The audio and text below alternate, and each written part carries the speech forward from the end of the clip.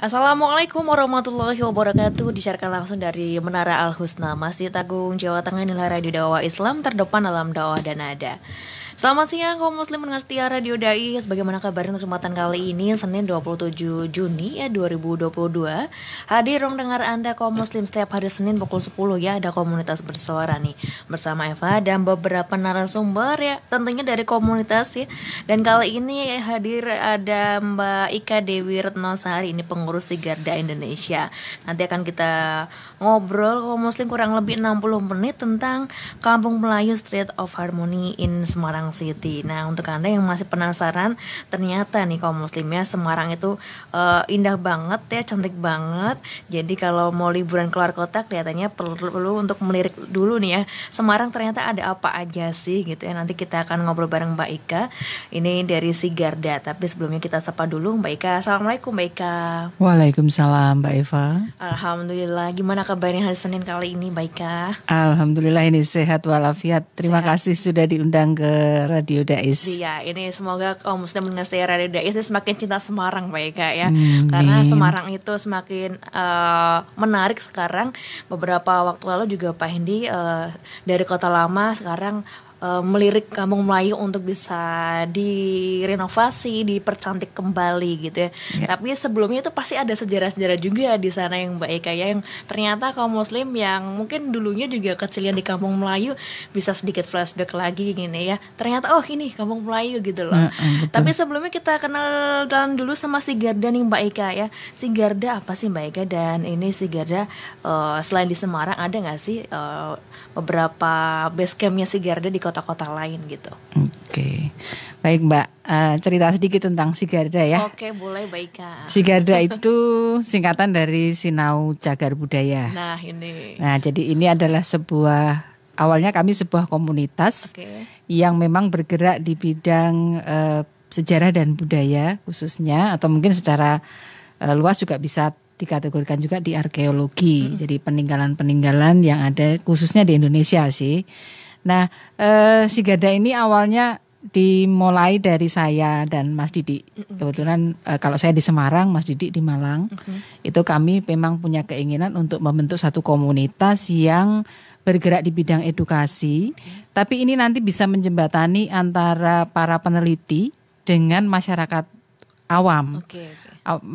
Sebelumnya kan kebanyakan hasil penelitian dari para arkeolog, para peneliti secara umum itu kan lebih banyak dibahas di mimbar akademik gitu, atau di lingkungan peneliti begitu ya. Nah, ini kita punya keinginan nih gimana caranya supaya apa yang dilakukan oleh para peneliti ini bisa sampai ke masyarakat umum. Nah, dari situlah kita kemudian ayo kita bikin sebuah komunitas yang kita beri nama Sinau Cagar Budaya. Nah, komunitas ini dibentuk di 7 Februari 2021 Mbak. Jadi memang belum terlalu lama, tapi alhamdulillah kegiatan kami sudah cukup banyak, baik itu yang sifatnya online maupun yang offline. Karena memang ketika terbentuk kan kita dalam situasi pandemi ya. Jadi belum bisa pergi ke lapangan, belum bisa jelajah ke situs-situs begitu.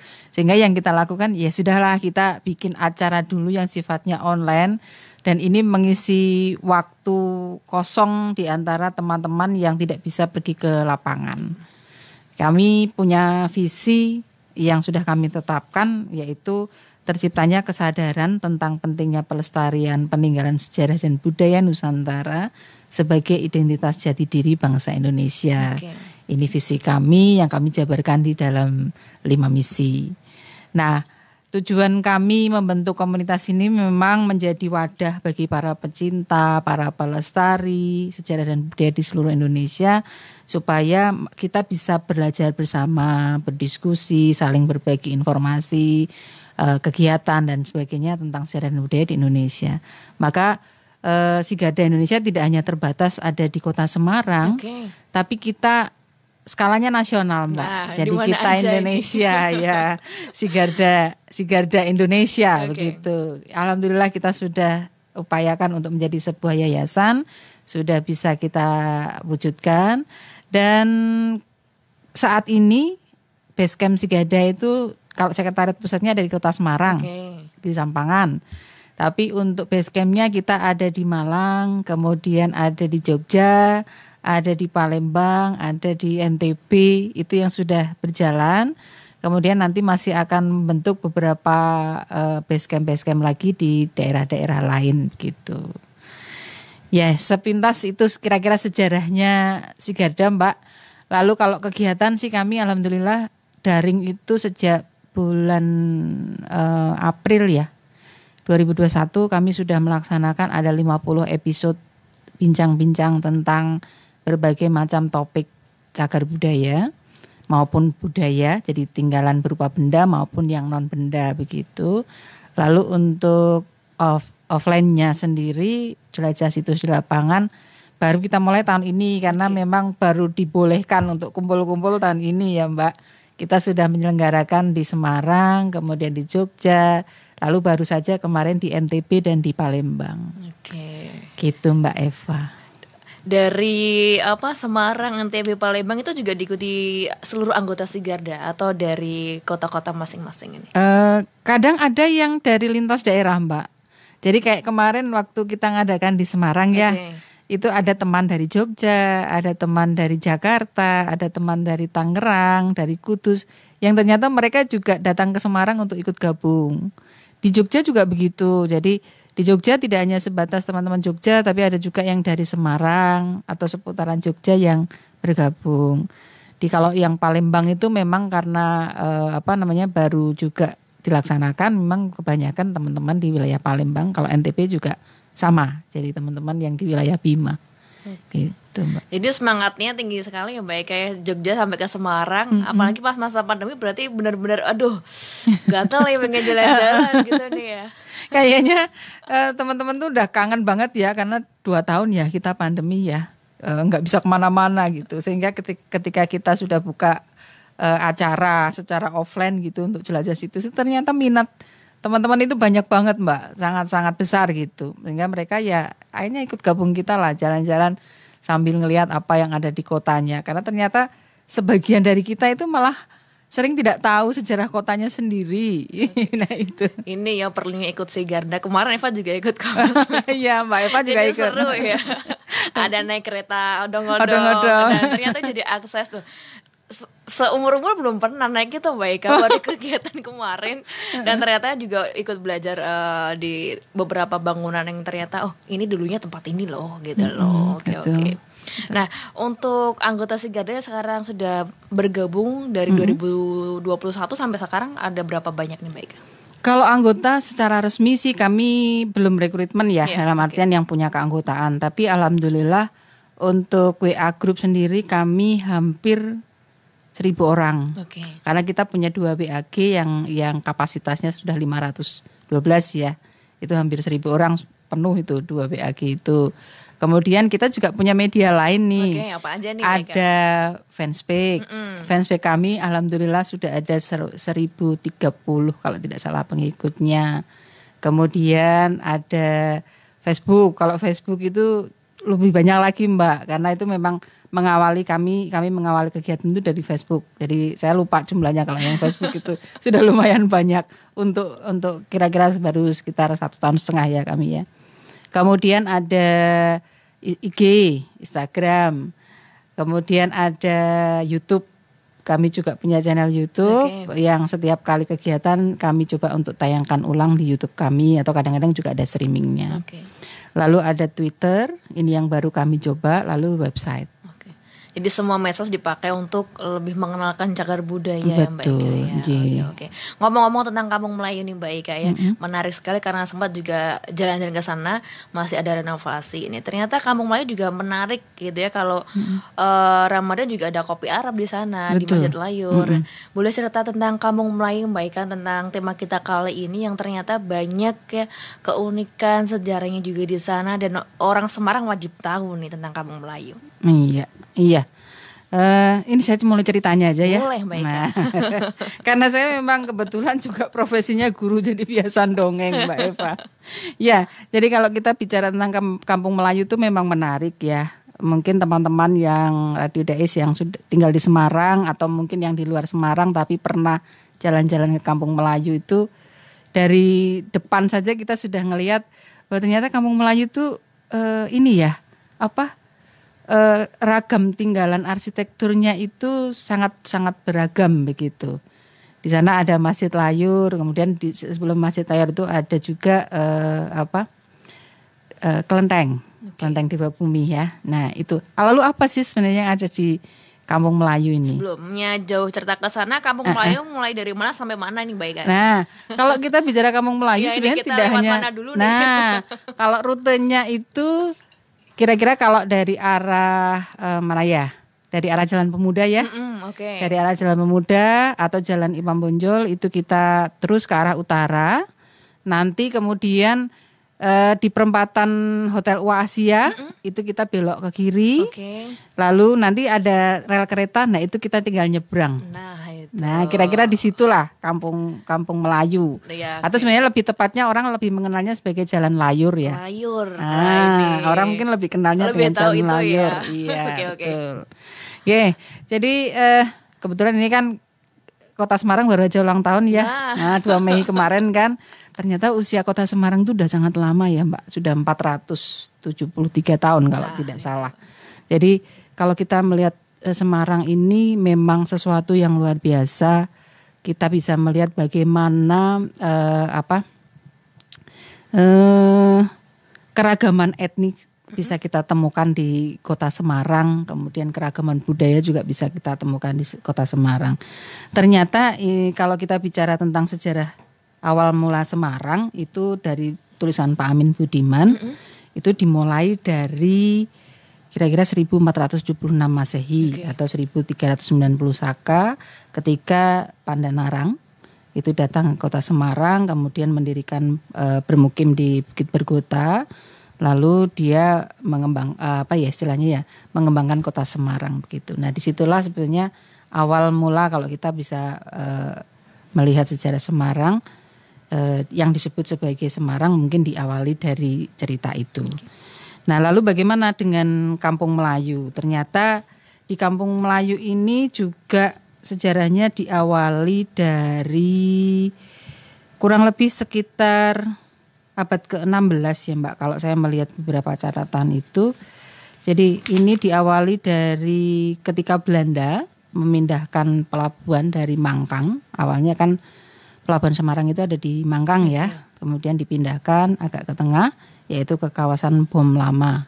Ya, mungkin teman-teman tahu lah, teman-teman Radio Dais tahu kota Bom Lama itu ya, yang ada di pinggir Kali Semarang itu.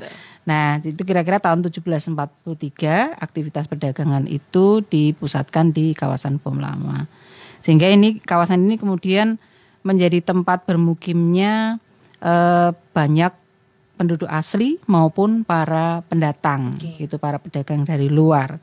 Nah di situ ada kampung yang namanya Kampung Darat. Apakah mungkin istilah darat ini dari kata orang yang mendarat begitu ya? Karena itu kan juga kalau kita melihat secara geografisnya ada cukup dekat dengan Kali Semarang gitu.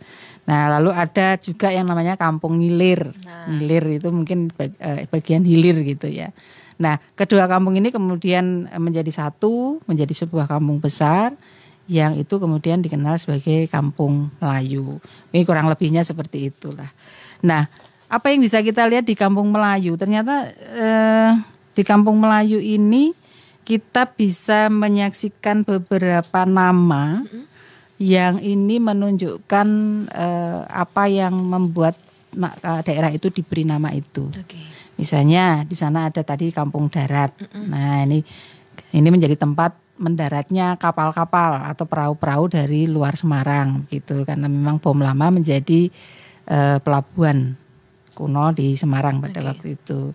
Kemudian ada Kampung Ngilir tadi atau Kampung Ngeli. Nah, kenapa Ngilir ya? Mungkin karena memang ada di mulut sungai ya, jadi ngeli begitu. Nah, kemudian ada Kampung Kali Cili. Nah, Kali Cili ini ada sungai kecil begitu yang merupakan anak anak kali Semarang. Nah itu juga dulu dilayari perahu-perahu kecil gitu. Nah itu juga menjadi nama kampung. Jadi kalau kita bisa sedikit berimajinasi, jangan membayangkan mungkin kali Semarang kayak sekarang yang kecil dan tidak bisa dilayari perahu besar ya. Kalau dulu di awal-awal Semarang menjadi pelabuhan kan pasti kapal-kapal besar itu bisa masuk sampai ke tengah, kemudian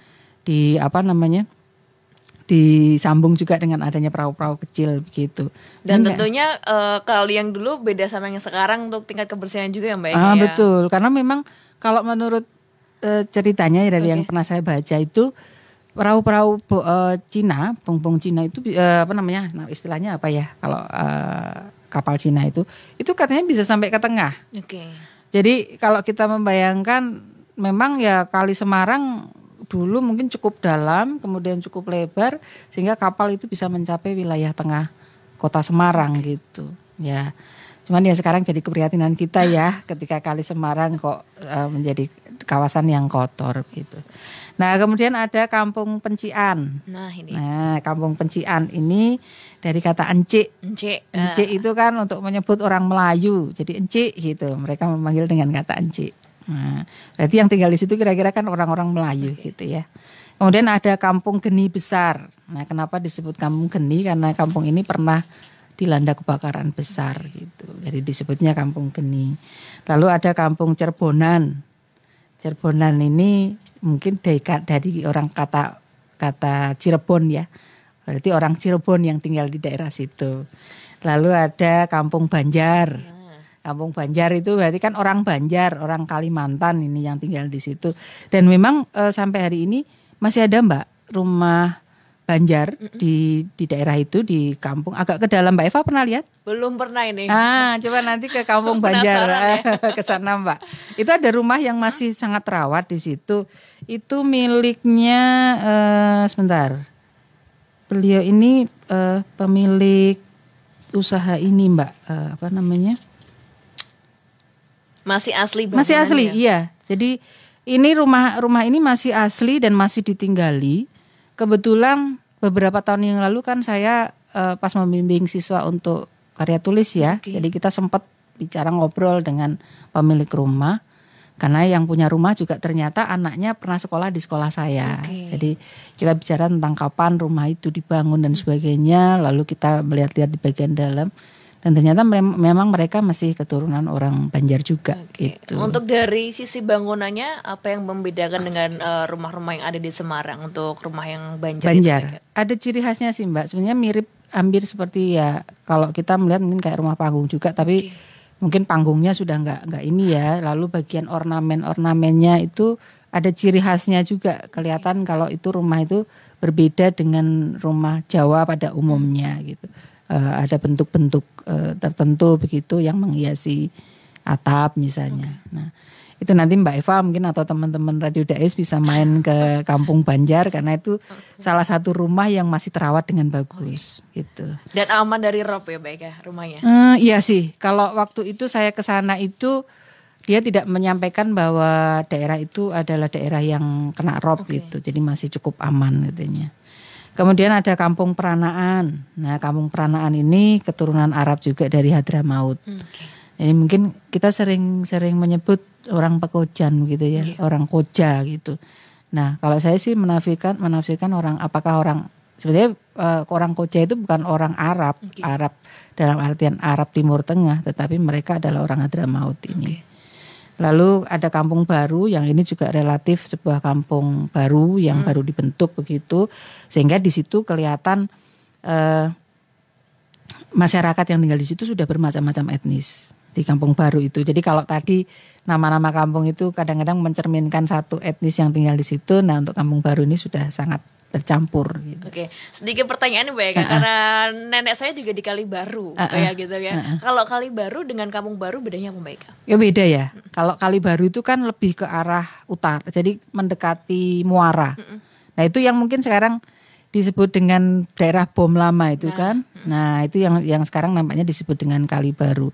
Apakah itu terkait dengan sungai kecil yang dibentuk sebagai saluran untuk mengarah ke Kali Semarangnya, mungkin seperti itu. Jadi agak beda Mbak Eva. Ya. Walaupun sama-sama baru. Setelah Kampung Baru ada kampung apa lagi? Masih ada satu lagi yaitu yang namanya Pulau Petean. Pulau Petean ini menyerupai pulau yang letaknya di mulut Jalan Petek. Nah, mungkin nanti kita kapan-kapan bisa jalan-jalan ke sana sambil melihat sendiri, lalu mencoba untuk melihat kok namanya seperti ini ya gitu loh. Apa benar sih di sana ada ini, ada itu begitu. Karena memang toponimi itu kan biasanya menunjukkan ada hal-hal tertentu ya Mbak. Mungkin apa yang tadi kalau Cirebunan siapa yang tinggal di situ. Kemudian kalau Kampung Geni Besar, oh ternyata ada peristiwa ini dan sebagainya. Jadi toponimi ini kadang-kadang bisa menjelaskan kepada kita tentang sejarah suatu lokasi. Nah, kira-kira seperti itu Mbak, beberapa nama yang bisa kita identifikasi di Kampung Melayu. Lalu kenapa saya memberikan judul Street of Harmony in Semarang ya? Karena memang bagi saya Kampung Melayu itu satu cerminan lingkungan yang di situ terdiri dari berbagai macam etnis. Kemudian berbagai macam latar belakang agama juga yang ternyata mereka bisa hidup berdampingan dengan sangat baik. Kalau kita bicara tentang masa lalu ya, sebelum sekarang ini tentu saja, itu ternyata orang Arab Hadramaut, kemudian orang Melayu, orang Banjar yang notabene Kalimantan, kemudian orang Cina, lalu orang Jawa sendiri, dan ternyata dari peta itu kita bisa kelihatan ternyata di sana ada kampung Jawa, ada kampung Madura, ada kampung apa begitu namanya itu macam-macam. Yang itu menunjukkan ternyata wilayah, kalau kita bicara tentang kawasan Kampung Melayu itu ternyata wilayah yang memang sangat multi etnis, sangat multi suku ya. Dan itu menunjukkan bahwa ya Semarang, cikal bakal Semarang di Kampung Melayu itu memang dari dulu orang Semarang itu memang sangat toleran gitu loh. Orang Semarang itu sangat kondusif. Kita bisa ngelihat sekarang aja Semarang hampir tidak pernah ada sesuatu yang yang terlalu menakutkan begitu. Suasananya betul-betul kondusif karena memang dari dulu ternyata Semarang sebagai salah satu kota yang berada di tepi pantai dan itu otomatis didatangi oleh banyak orang luar, itu memang kita sangat terbuka. Semarang itu sangat terbuka. Sehingga Kampung Melayu boleh dikatakan sebagai cerminan bagaimana Semarang ini menjadi sebuah kota yang sangat toleran. Baik itu dari segi suku maupun dari segi agama. Tadi misalnya Mbak Eva cerita tentang di Kampung Melayu, di Masjid Layur ya. Itu sampai sekarang masih ada budaya kopi, kopi Arab ya. Kopi Arab ya. Kalau Ramadan ya Mbak. Betul. Ini saya juga belum sempat ngeliput Mbak. Nanti saya penasaran kemarin sebenarnya pengen lihat kopi Arab tuh kayak apa sih gitu. Tapi belum sempat ya. Itu kan kita bisa tahu oh ternyata kok budaya itu walaupun namanya kopi Arab, tetapi ternyata sampai sekarang budaya itu masih ada, tradisi itu masih dilestarikan gitu loh. Dan saya pikir bukan lagi hanya orang Arab yang menikmati kopi Arabnya, tetapi mungkin kita yang orang Jawa pun kalau mau datang ke sana ya pasti bisa ikut menikmati juga. Dan saya yakin ketika non Muslim mungkin yang kebetulan ingin juga mencicipi kopi Arab pada waktu bulan Ramadan juga pasti akan diperbolehkan gitu. Nah itu kan sebenarnya satu bentuk toleransi beragama yang sangat bagus. Belum lagi kalau kita melihat ke seberangnya Masjid Layur ya, di sana ada Kelenteng Dewa Bumi. Nah itu yang ternyata kalau dari catatan yang saya temukan itu pendiriannya sebenarnya tidak terlalu jauh Mbak. Jadi Masjid Layur itu, Masjid Menara Layur itu ketika dibangun, masuk kelenteng dulu sebelah kiri. Kelenteng dulu di sebelah kiri, baru kemudian sekitar 25 meter kali ya. Ya, nggak terlalu jauh kali, kanan jalan. Jadi masjid berseberangan. Jadi kalau kita ngelihat dari Kelenteng dan Masjid Layur itu seperti berhadapan, hanya agak miring sedikit gitu, kelihatan itu. Dan ternyata Masjid Layur itu dibangun di 1802 Masehi, sementara kalau Kelenteng Dewa Buminya 1900-an Masehi. Jadi kelenteng itu sebenarnya bukan kelenteng baru juga, tetapi termasuk salah satu kelenteng lama. Dan itu juga ada jamaahnya di situ juga, atau juga dari daerah lain-lain juga ke kelenteng itu, Mbak? Sepertinya begitu, Mbak. Saya sendiri belum pernah secara langsung masuk ke dalam kelenteng ya, karena beberapa kali saya ke sana kok tertutup begitu. Tapi saya yakin yang datang ke situ sih pasti bukan hanya orang sekitar Kampung Melayu, tetapi juga mungkin dari beberapa lokasi lain di Kota Semarang. Mereka mungkin juga bisa juga datang ke kelenteng itu. Dan masih ada masyarakat sekitarnya juga yang ke kelenteng situ ya Mbak? Sepertinya begitu. Ya, jadi itulah kenapa kok Kampung Melayu disebut sebagai Street Harmony in Semarang City. Nah, yang menarik adalah sekarang ini Kampung Melayu bersama dengan Kota Lama, bersama dengan Kauman, bersama dengan Pecinan itu sudah ditetapkan sebagai kawasan heritage nasional dengan nama Semarang Lama. Semarang Lama. Jadi bukan Kota Lama Semarang, tapi Kota Semarang Lama atau Semarang Lama sih lebih tepatnya. Nah ini itu sudah ditetapkan, sudah ditetapkan di bulan apa ya? Itu dengan SK Kementerian kok Mbak itu. Luar biasanya tuh itu. Sudah ditetapkan dengan ini dengan SK Menteri Pendidikan dan Kebudayaan nomor 682/P/2020. Jadi sudah sejak 2020 Semarang Lama termasuk di dalamnya adalah Kampung Melayu itu sudah ditetapkan sebagai kawasan heritage nasional, kawasan cagar budaya nasional. Nah, cuman yang masih jadi PR kita adalah kalau kita melihat langsung ke lapangan itu kondisinya memang sedikit memprihatinkan ya. Banyak sekali bangunan-bangunan yang tidak terawat. Padahal sebenarnya kalau kita ngelihat ciri-ciri dari masing-masing gaya arsitekturnya itu masih kelihatan. Ada gaya Pecinan, ada gaya Indis, ada gaya Melayu, ada gaya Banjar, ada gaya Jawa gitu. Itu sebenarnya masih bisa kita lihat gitu. Cuman sebagian besar nampaknya sudah tidak terawat. Nah, ini mungkin menjadi PR bagi kita semua. Saya pikir tidak hanya Pemkot Semarang ya, tetapi kita sebagai pecinta pelestari mungkin juga perlu juga memberikan perhatian yang cukup besar ke Kampung Melayu. Saya pikir ketika kalau kita ngelihat Kota Lama itu didatangi orang dengan begitu tertariknya, saya pikir Kampung Melayu juga bisa kok dijadikan seperti itu. Ya mudah-mudahan revitalisasi yang sedang dilakukan oleh Pemkot ini bisa mengangkat Kampung Melayu. Nah ini harapannya Semarang juga semakin maju ya, semakin banyak wisatawan juga yang datang nih, yang masih penasaran tentang Kampung Melayu dan ternyata masih ada loh beberapa bangunannya dirawat sampai sekarang. Nah, cara membedakannya gimana nih Mbak Ika? Iya, mungkin yang paling kelihatan itu misalnya kita bisa bedakan dari bentuk atap, Mbak. Dari bentuk atap misalnya, oh itu ternyata bangunan khas Cina misalnya Tionghoa gitu ya. Itu di bentuk atapnya ada bentuknya beda. Lalu kalau misalnya bangunan Indis kolonial itu kan biasanya bangunan besar kemudian ada pilar-pilarnya. Nah, lalu kalau yang bangunan lain-lain biasanya cukup bisa kita lihat dari bentuk atap, itu yang paling gampang. Tapi nanti kalau misalnya kepingin tahu lebih lanjut ya memang kita harus benar-benar ke lapangan. Kemudian mungkin nanti kapan-kapan deh kita adakan acara lagi kegiatan Sigarda kayak kemarin itu. Kita pergi jalan-jalan ke Kampung Melayu, kita identifikasi gitu ya. Oh, yang masih ada ini. Biasanya sih kalau kita ngadakan acara gitu pasti ada narasumbernya. Nah, ini. Gitu. Narasumber yang betul-betul paham dengan sejarah ataupun dengan apa yang ada di wilayah itu gitu.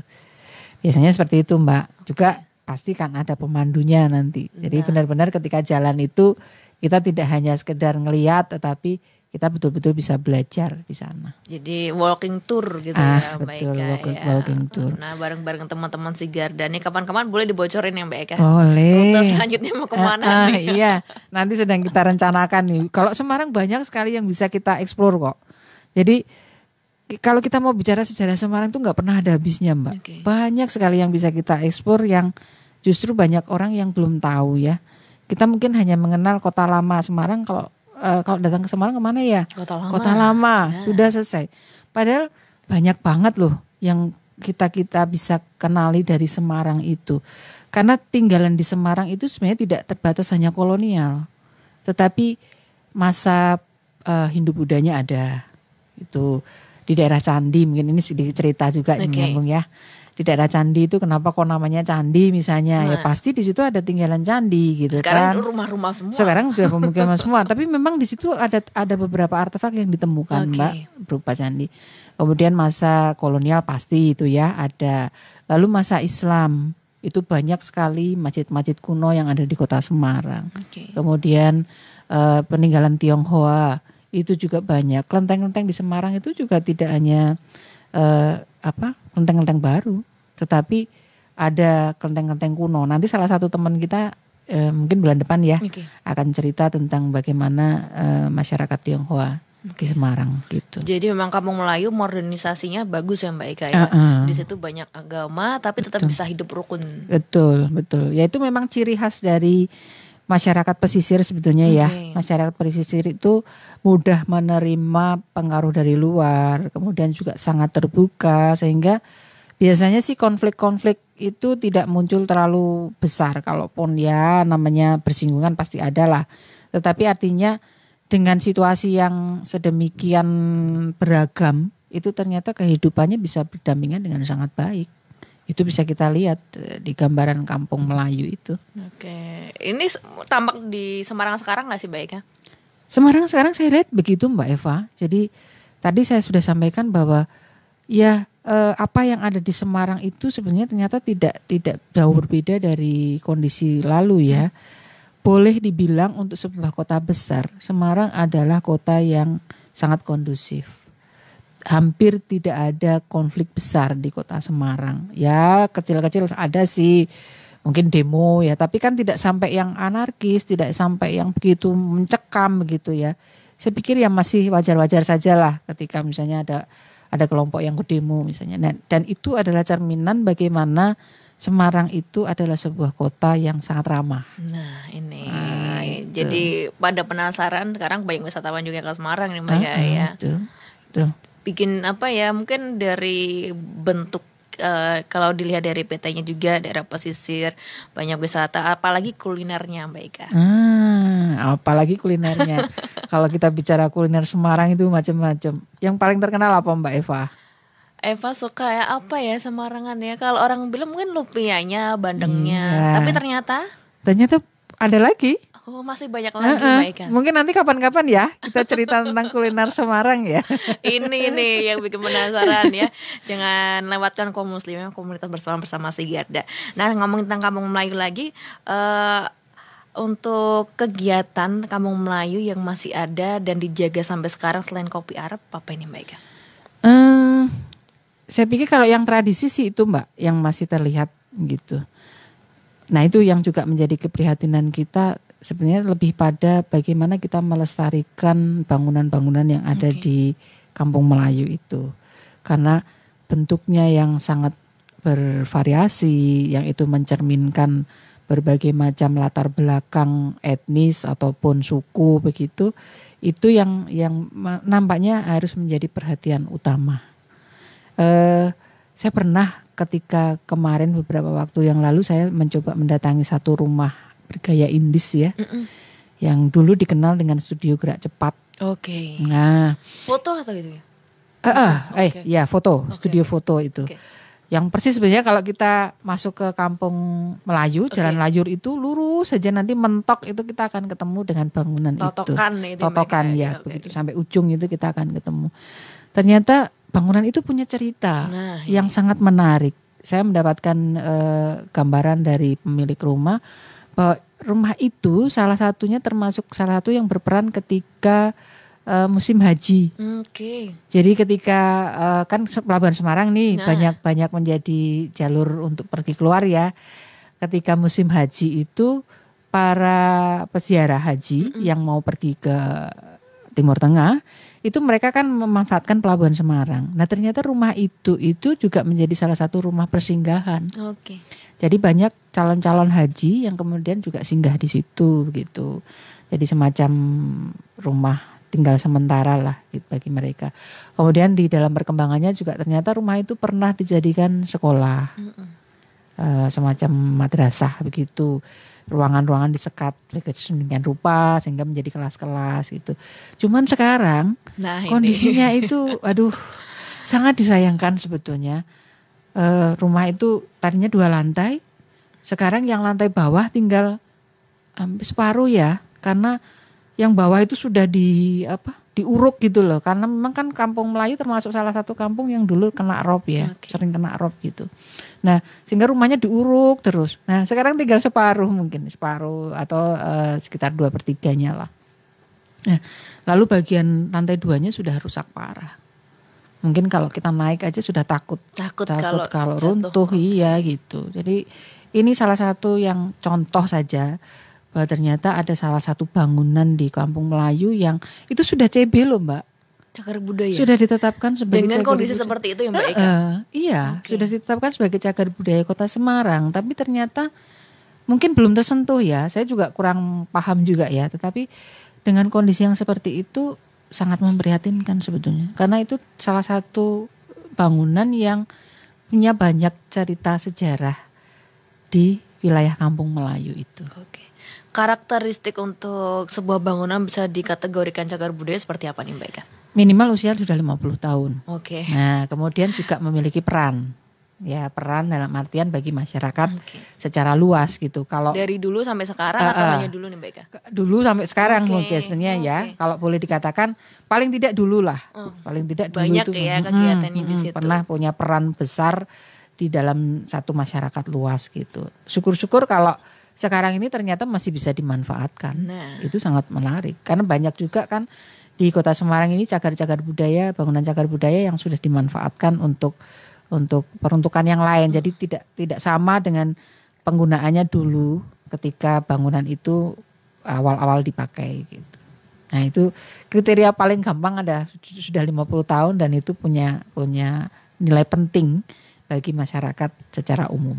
Jadi eman-eman Mbak Eka misalnya tidak ada renovasi gitu boleh nggak sih kalau sudah ditetapkan cagar budaya terus ada beberapa bentuk yang diubah untuk menjaga tetap menjadi apa ini ya, mungkin kalau nggak bisa 100% ya 50% dulu bekas studio gerak cepat gitu loh, bisa nggak sih? Kalau dirombak sih nggak boleh Mbak. Kalau sudah cagar budaya nggak boleh ngerombak ya. Kalau misalnya diperbaiki 1-2 bagian begitu tanpa mengubah ya, tanpa mengubah bentuk aslinya.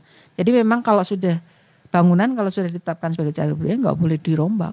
Betul, hanya diperbaiki 1-2 bagian supaya lebih baik atau mungkin supaya tidak runtuh dan sebagainya. Tapi sama sekali tidak boleh dirombak betul begitu sehingga biar bagus gitu ya.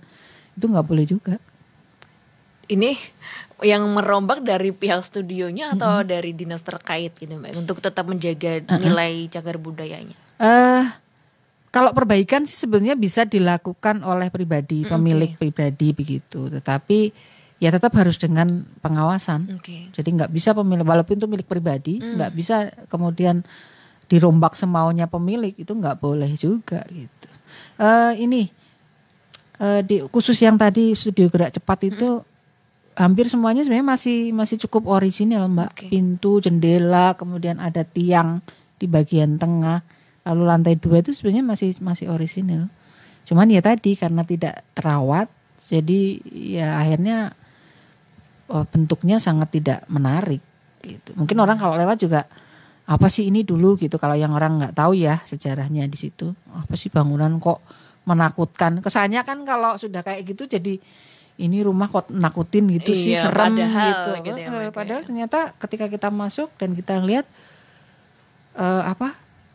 ini kayu-kayunya itu masih kayu-kayu besar yang jati besar itu yang kuat gitu.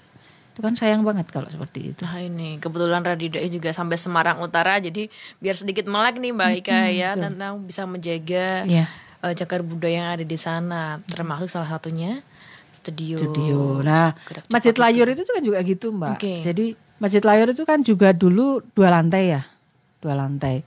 Karena mungkin ditimbun terus-menerus karena mengatasi rob, akhirnya yang lantai bawah itu kan sekarang sudah tertutup, hampir tertutup 100% kan malah. Tinggal yang lantai yang kelihatan itu sebenarnya lantai 2 itu. Nah, itu. Jadi problemnya Semarang itu sebetulnya Banyak ya, karena kita juga di wilayah yang sangat sangat familiar dengan rob, dengan banjir. Nah, itu juga jadi persoalan besar itu. Nah, ini belum semoga tetap terjaga yang baik ya untuk Masjid Layornya, karena bangunannya juga unik ya. Betul. Terus sering dibuat syuting juga. Iya, ini menaranya kan cantik ya itu ya, menara gaya kolonial kan itu. Walaupun sebenarnya juga ada unsur Arabnya di situ. Gitu. Untuk jamaah yang sholat di situ, boleh nggak sih? Kan kalau Eva lihat itu ada tempat sendiri cowok cewek gitu ya, boleh nggak sih itu untuk cewek sholat di situ? Boleh sih sebetulnya, boleh kok. Saya pernah juga di situ gitu. Tapi mungkin untuk waktu-waktu tertentu memang untuk yang jamaah putrinya mungkin enggak ya gitu. Misalnya untuk Jumatan gitu mungkin tidak ada. Tapi kalau secara umum misalnya kita mau sholat di situ, saya yakin boleh. Oke, gitu ya. Jadi ini untuk warga Semarang harus tahu ini ya. Beberapa masjid, salah satunya ada Masjid Layor yang ternyata jadi cagar budaya juga. Iya. Selain ada tadi studio gerak cepat yang ada di Kampung Melayu. Ada yang ditambahkan lagi Mbak Ika sebelum kita akhiri obrolan di kesempatan siang hari ini, ngobrolin tentang Kampung Melayu nih bareng Sigarda. Ya, mungkin pesan yang bisa kita ambil ya dari Kampung Melayu adalah bagaimana kita menjadi masyarakat yang terbuka, yang bisa menerima perbedaan. Nah, ini. Karena kita hidup dalam kehidupan sosial yang itu sangat-sangat heterogen. Baik itu dari sisi agama maupun dari sisi etnis kita misalnya. Itu kita harus bisa menerima itu. Nah, Semarang punya monumen yang terabadikan sampai sekarang, yaitu Kampung Melayu, yang di situ mencerminkan betul bagaimana masyarakat yang multi etnis, yang multi agama itu bisa hidup berdampingan dengan sangat-sangat baik. Nah, ini adalah anugerah besar untuk Kota Semarang yang memang harus betul-betul kita pertahankan, harus betul-betul kita perhatikan, dan syukur-syukur kalau nanti keinginan untuk menjadikan Semarang lama adalah sebuah trend make untuk Semarang ya, identitas Semarang ini bisa betul-betul terwujud dengan tidak hanya menampilkan kota lama Semarang saja, tapi juga disupport dengan Kampung Melayu yang sekarang ini sedang ditata, mudah-mudahan akan menjadi semakin cantik, lalu ditambah dengan wilayah pecinan dan Kauman. Saya sangat berharap itu supaya Semarang ini benar-benar, oh ya Semarang itu ternyata luar biasa ya, tidak hanya sebuah kota kecil, ibu kota yang sangat kecil dibandingkan ibu kota di provinsi lain gitu. Tapi ternyata Semarang itu punya sesuatu yang sangat menarik untuk dilihat. Nah ini harapannya Mbak Ika, semoga terkabul Mbak Ika dan bareng Sigarda semakin memajukan Semarang gitu ya. Terima kasih Mbak Ika sudah rawuh di studio Radio DAIS ya, berbagi cerita menarik tentang Kampung Melayu.